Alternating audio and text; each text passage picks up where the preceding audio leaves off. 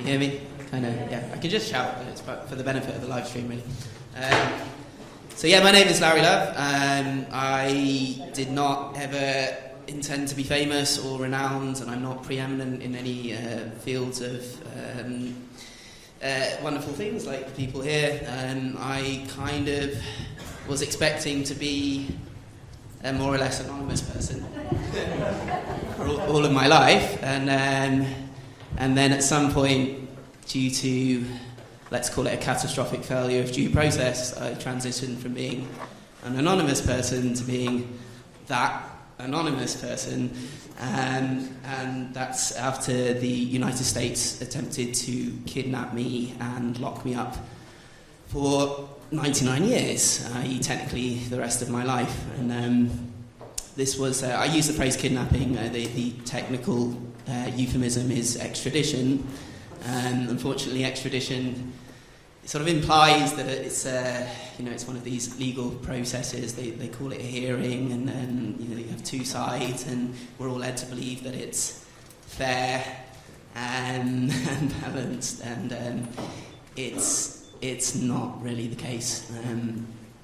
But I want to talk about the arc, really, the arcs that we are on. For me, the arc of my life as a political person kind of, I guess, began when my naivety was shattered, not just by the horrific events of 9/11, but even more by the response to it, which was not to unify and to oppose violent terrorism, but to launch upon military adventurism and to cynically exploit that attack. And that's when I realised that despite growing up with the heritage of empire as a person in the UK who lives a relatively affluent and comfortable life, unfortunately on the back of a legacy of exploitation of the rest of the world.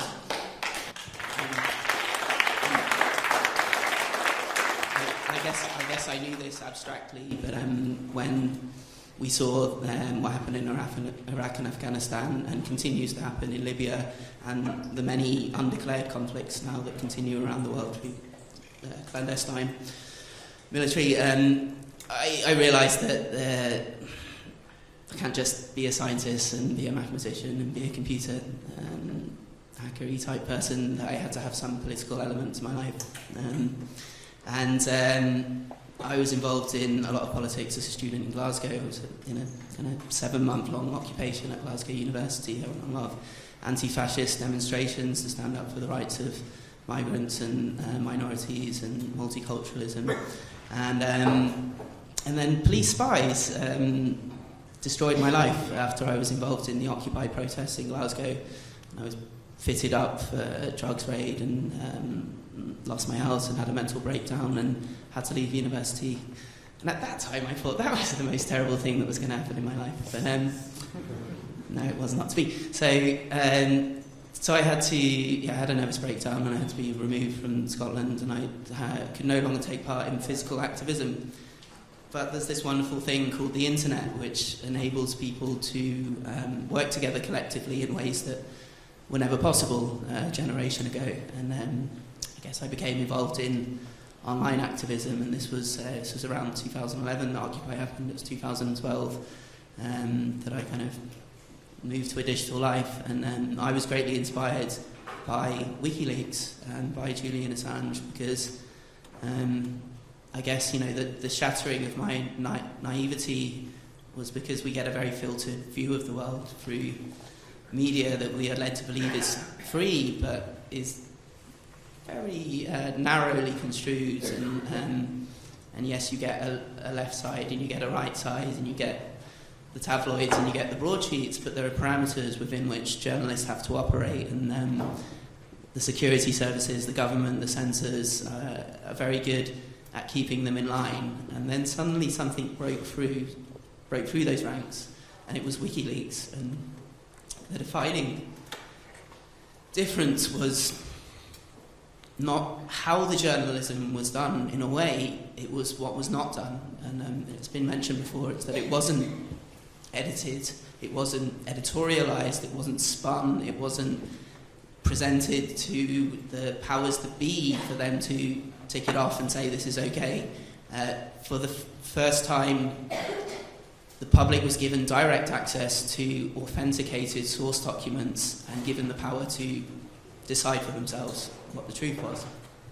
And this was massive, and the consequences of it changed the world of journalism forever, and that's the reason we're all here, is not because this was some small thing, it's because of the power of the unedited, untrammeled, unfiltered, uncoerced truth threatens institutionalized power, it threatens those who abuse power, it threatens those who would commit war crimes, it threatens those who would be corrupt, it threatens those who take our money, who claim to represent us, and then do things in secret behind closed doors, or rely on us not knowing, as Chris said, the realities of war, rely on us having the propagandized story that this is for our rights or this is protecting freedom, and it's not a succession of atrocities, and that's the true nature of war. And it was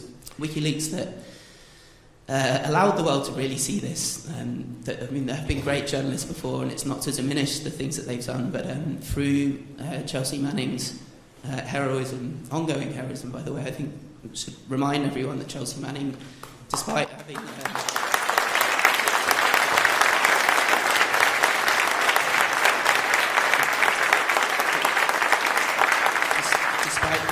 subjected to inhumane treatment and being tortured in a military brig, despite being sentenced for whistleblowing for an act of conscience, and despite her sentence being commuted in his last act of goodness, perhaps, by President Obama, and she is languishing right now in a jail cell for being in contempt of court for standing up and not participating in the grand jury process to bring additional charges on Julian.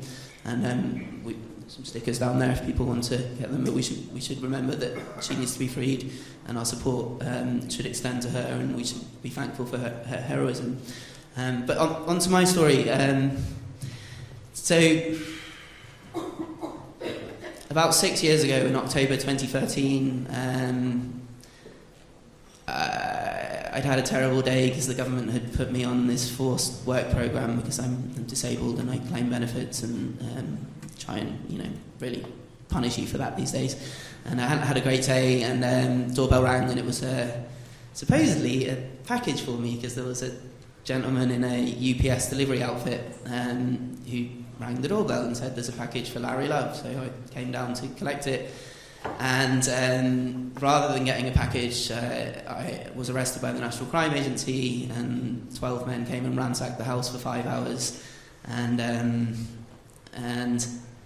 I was taken.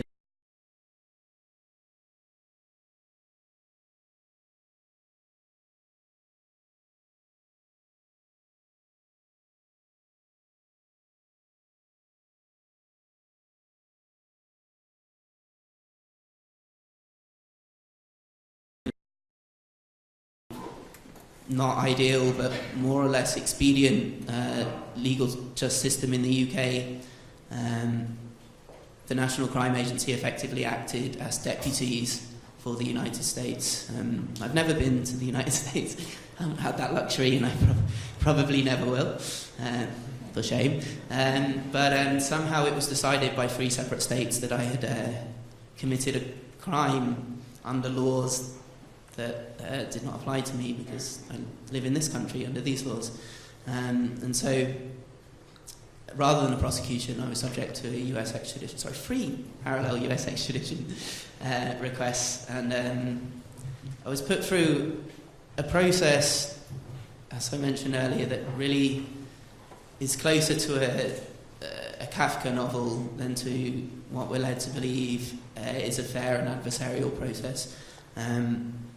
The main difference between extradition to the United States and any other country on this planet is that Tony Blair, David Blunkett, negotiated a new treaty in 2003 with George W. Bush and their counterparts in the Department of Justice, and they removed that legal nicety of the United States having to establish what's called a prima facie case, so just to meet some burden of evidence to at least establish that this is the person that you would arrest and you would prosecute for similar offences.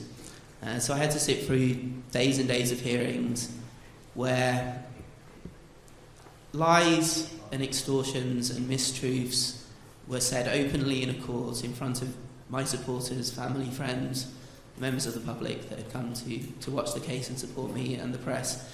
And there was nothing I could do. At no point could I, sitting in the goldfish bowl, at no point could I raise my hand and say, this is profoundly untrue, this is a lie, or this is an exaggeration, or this is a cynical attempt to bias the judge, because it doesn't matter.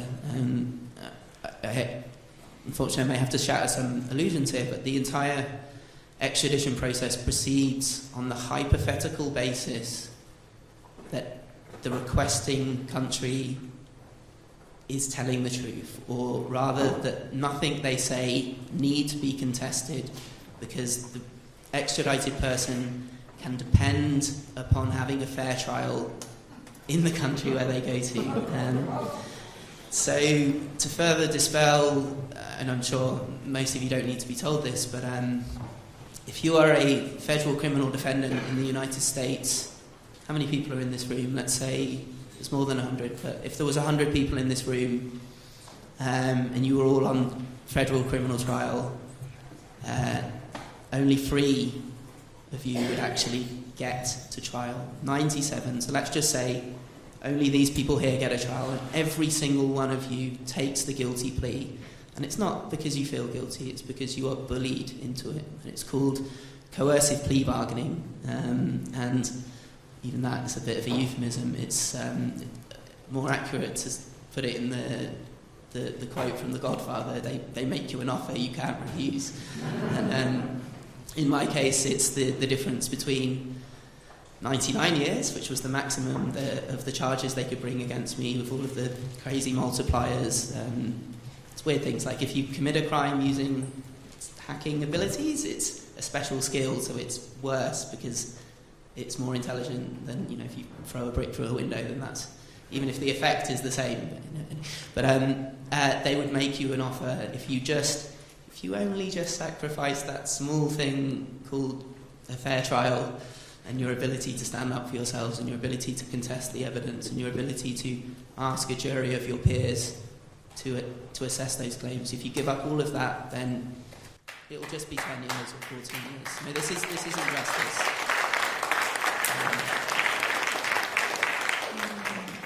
And 97% of people just take that deal, and that statistic should be enough to damn that entire system. And it's quite absurd that people pretend that there is this ability to have a fair trial. And this is for normal people. This is not for political, politicised trials, for dissidents, that you do get special treatment. They will pull out more dirty tricks. So I had to fight an uphill battle. My solicitor, when I was arrested, and I have to say, by the way, I've still not been charged, and I'm still waiting to know if I'm going to be charged and prosecuted, so I can't even talk about, my status of guilt or innocence, because I haven't been able to see any of the evidence. But my solicitor said straight away, look, you just need to cooperate as much as possible, because if you help them take you to jail here in the UK, they won't try and extradite you. And she had to say that. There was not faulting her for doing that, because it was her job to minimise the effects that this had on my life. But at that point, I'm one of these people, like many of yourselves, that has a slightly more difficult time in this world, because we're plagued by this often neglected thing called a conscience, or a set of principles, or something like that. And a voice in my head kind of said at that point, I don't know if I have to cooperate because something worse will happen to me if I don't. Doesn't that mean that it's all the more important that I don't cooperate, that I assert myself and I take the risk of that extradition happening? And lo and behold, a year and a half later, after the National Crime Agency had let me off bail, and I was expecting to be able to get on with things. The Met Police turn up and to drag me down to London under the extradition request. And it was also telling the way they said it to me. They said, "Lauri, we're here to take you back." As in, normally when someone is extradited, it's from a country that they have fled after, doing something potentially naughty and they've run away. That's what extradition is for, is when somebody tries to evade justice and they are returned to face that justice. What extradition was not designed for, and what it's been co-opted into being used for, pretty much exclusively for the United States, is for extraterritorial jurisdiction. And that is, to use less fancy words, that is the ability to say, my sphere of influence isn't my country, isn't our country where we have the legitimacy of the law. We run the world. And that, unfortunately, is what the United States has been doing for most of the century.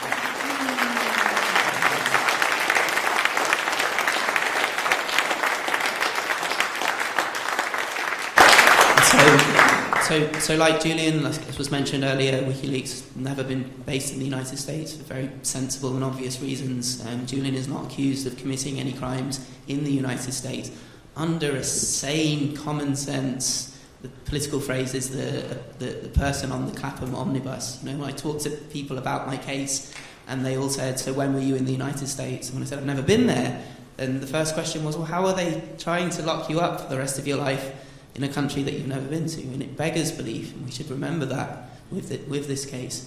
And the process was hard and it was horrific. And thankfully I wasn't subjected to the character assassination that Julian has, and I was spared that, perhaps because they wanted to save that ammunition for someone like him, or perhaps I wasn't considered important enough for those dirty tricks to be applied. But we had to overcome a narrative that was set initially by the weekend I was arrested. The Department of Justice, on the very day that I was arrested, the Department of Justice had a press release and they made all of the claims knowing that they wouldn't be tested. So the headlines, front pages in the newspapers on that October weekend all said, "My dad's a vicar. Vicar's son hacks US government, most notorious hacker in history." And sure, they put tiny single inverted commas around it so that they're not technically libeling you, but we all know what the effect is. People see something, it remains in them, even if they're being critical. The more something's repeated, the more people tend to believe it. And we've seen it with the slurs and the smears against Julian and against other activists. This is routinely done. It was spoken about earlier. And I should tell you, by the way, that we lost. So we had a hearing at Westminster Magistrates Court. My solicitor and the barristers and all of the people we spoke to were roundly of the opinion that you're probably not going to win this. And it wasn't that we didn't have a great case. It's that you don't have very much of an opportunity to make a case. It's like I say, it's not about the evidence. You can't say, "Hold on, this is a lie." It's not even about the crimes, which are dubious. The Espionage Act doesn't have a direct equivalent in the UK, and you can't really contest that. You're limited to a very narrow set of procedural reasons, and it was an uphill struggle. And so we lost in Westminster's Magistrates Court in 2016, and I've got.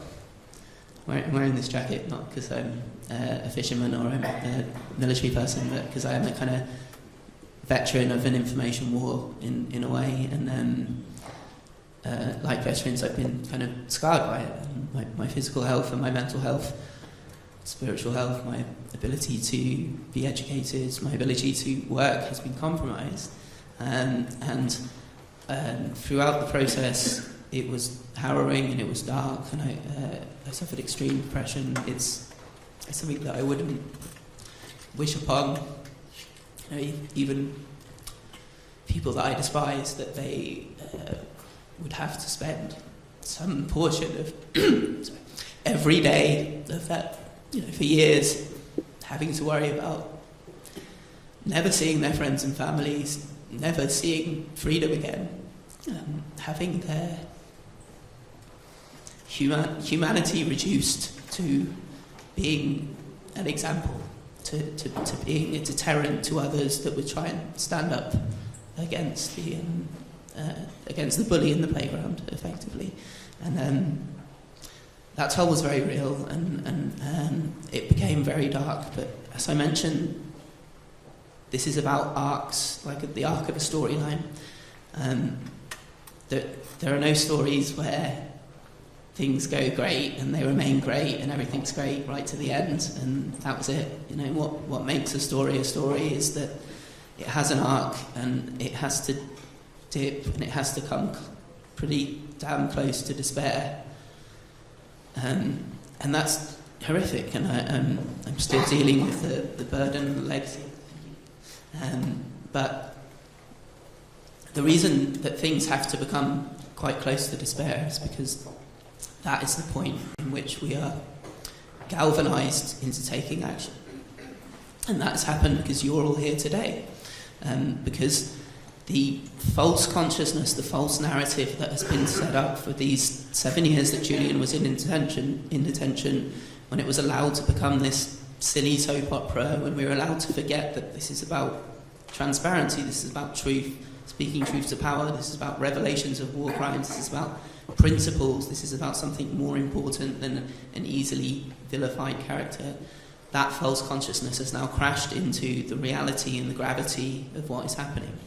And so from the lowest point in my story, when the United States had taken the advantage, when they had the benefit of the unfair system, when only one person had been prevented from being extradited to the United States, and that was Gary McKinnon, in this sort of weird kind of single good act, as far as I know, that Theresa May has ever done when she, as Home Secretary at the time, blocked that extradition. And that wasn't because of her conscience, that wasn't because she wanted to stand up to imperialism and prosecutorial overreach. That was because of a concerted public campaign, and she was forced. Basically, David Cameron took her aside and said, "Look, you're not going to get this job anymore because Barry Obama has said, like, you can't come in." And she had to refuse it. And that was the only success there'd been at the time. And I should note that after that happened, they changed the law, which was one of the most concerning things. So after we lost at Westminster Magistrates Court, you have two avenues of appeal. It goes to the Home Secretary. The Home Secretary has to sign it, effectively, because it's a sovereignty decision. When Gary McKinnon was being extradited, the Home Secretary was able to refuse it under human rights grounds.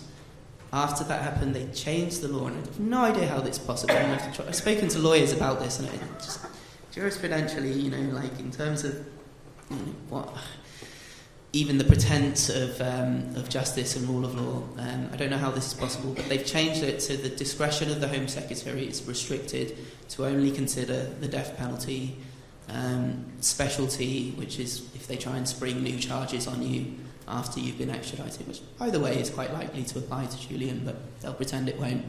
And I've got a letter from the Home Office saying, "We accept your case that if you are taken to the United States, there's a significant chance that you will die." This was the substance of our defence, that because of my mental health difficulties, because of the atrocious conditions in US detention, because I'd be kept in many years pre-trial detention, and then probably the rest of my life if convicted, and that I'd be a suicide risk. And the Home Office kind of accepted these arguments, but the response said, we are no longer allowed to refuse an extradition because of a potential breach of human rights unless it's the death penalty. And this is a really horrific way of tying your own hands. But anyway, so we that was no good.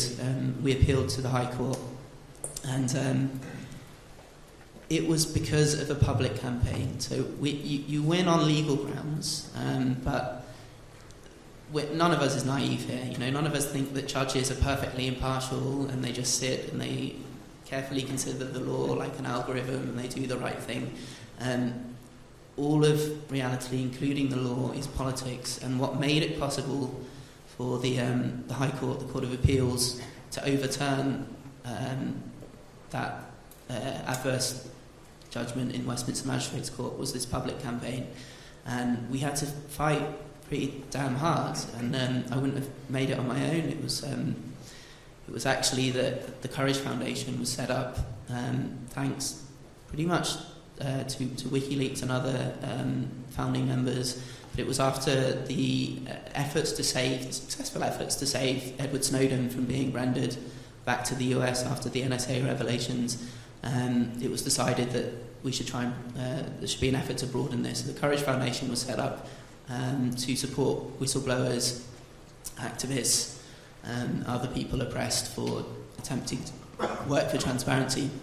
And we were able to build public support. We were able to change the narrative. And the fact that I'm here today and not languishing in a concrete box or dead is testament to the fact that the arc can be brought back up again if people work together, if people tell another story. And I don't want to get too sort of metaphysical, but we're all sat here in a room and you think that that's outside of your head, but everything that's outside of your head is also inside of your head, because it's a neural network, where you construe reality.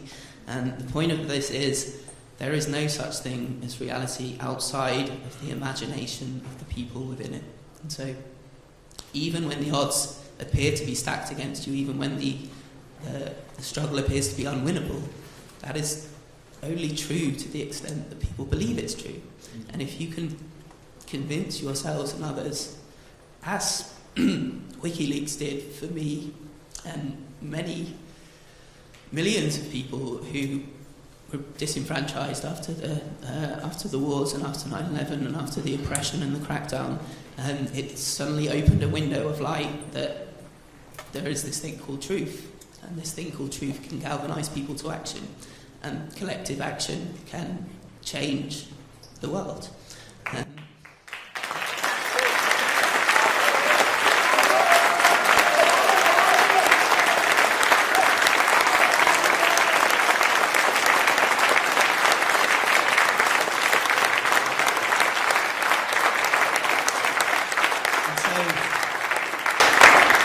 So we took the case to appeal, and you have to even fight for that. It's no longer automatic in another effort to streamline things for our special relationship partners.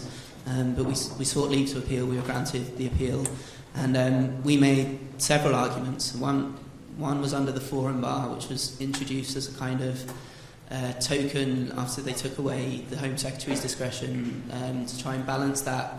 Introduced the forum bar after Gary McKinnon. It says it's in the interests of justice for a prosecution to take place domestically and there should be no extradition. Unfortunately, nobody had won it on that grounds before my case.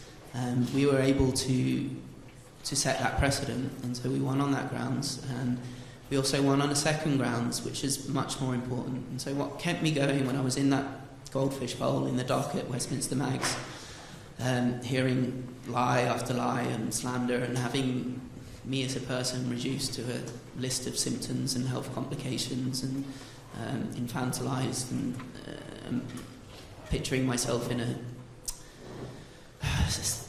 There's this thing in US prison called Suicide Watch. It's if you're suicidal, they supposedly to help you stop you committing suicide. It's effectively a form of solitary confinement because you are segregated from all sociality and you're watched 24/7. And they also put you in this item of clothing called a suicide smock, which is basically a straitjacket. It's to stop you acting upon suicidal ideation. So I had to sit and imagine myself in basically solitary for indefinite durations. What kept me going during that process was that we were able to call upon many expert witnesses to the catastrophic failures of the US criminal justice system and the horrific conditions in detention. And people should research this because it's not spoken about as often as it should. But people in detention in the United States are dehumanized. For minority communities, it's effectively a continuation of plantation slavery under another name. They are forced to work for pittance by for-profit systems, and the conditions are horrific. So where I was likely to be held and where Julian would likely be held if he was extradited is the Metropolitan Correction and Detention Centre in New York. It's subject to several class action lawsuits by former detainees because of those horrific conditions, and several judges have refused to send people there because it's tantamount to medieval torture. And so one of the grounds that we won on after the forum bar, and I really love this phrasing, is that it would be unjust and oppressive to extradite someone with mental health conditions to a place where they would be denied meaningful therapeutic care. They have one psychiatrist for an institution with 60-odd thousand detainees. You're not, if you're suicidally depressed, you do not get treatment, you get put in a solitary confinement. And the judges recognised that it would be unjust and oppressive to subject someone to that.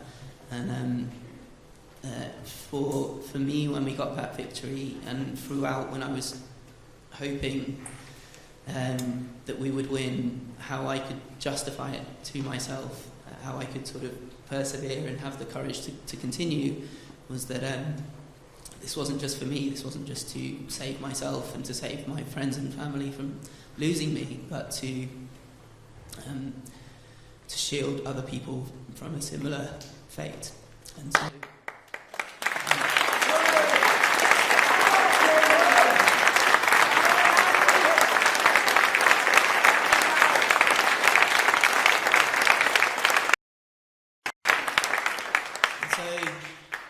we have established in law, and anyone could go and read the judgment, that the United States is not fit to try someone because of this coercive plea bargaining system that sees over 95% of people forfeit their right to a trial, that the conditions are unjust and oppressive, a tantamount, in the considered opinion, again, of UN Special Rapporteurs, to torture, and the precedent has now been set against all odds for extraditions to the United States, and the default was always to let them go, that they can be successfully opposed, and so if I could go back and prevent myself from having gone through this horrific experience, I would not. I'd gladly.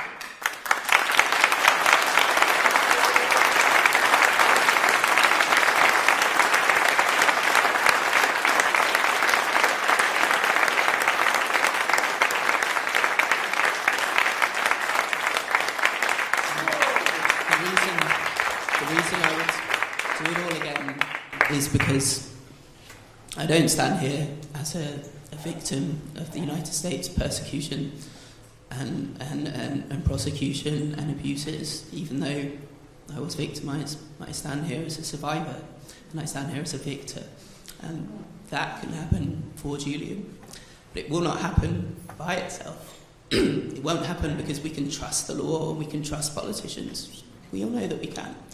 It happens because the reality that binds these people is the one that we co-create together with our determination and our collective action. And so there's a quote, I forget who said it, it's one of these, it's often repeated, and it's the moral arc of history is long, but it bends towards justice. But the problem with that quote is that it's in what linguists call the passive voice. It bends towards justice. It kind of presupposes that history is doing this of its own accord. I'd like to...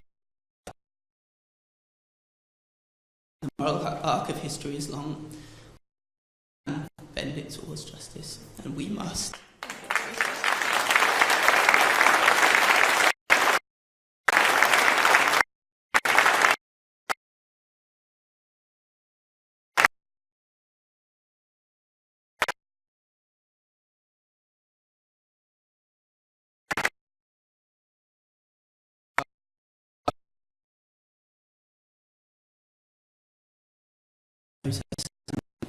I just want people to know here that even though it's an uphill struggle, and even though the odds are stacked against us, you can still win.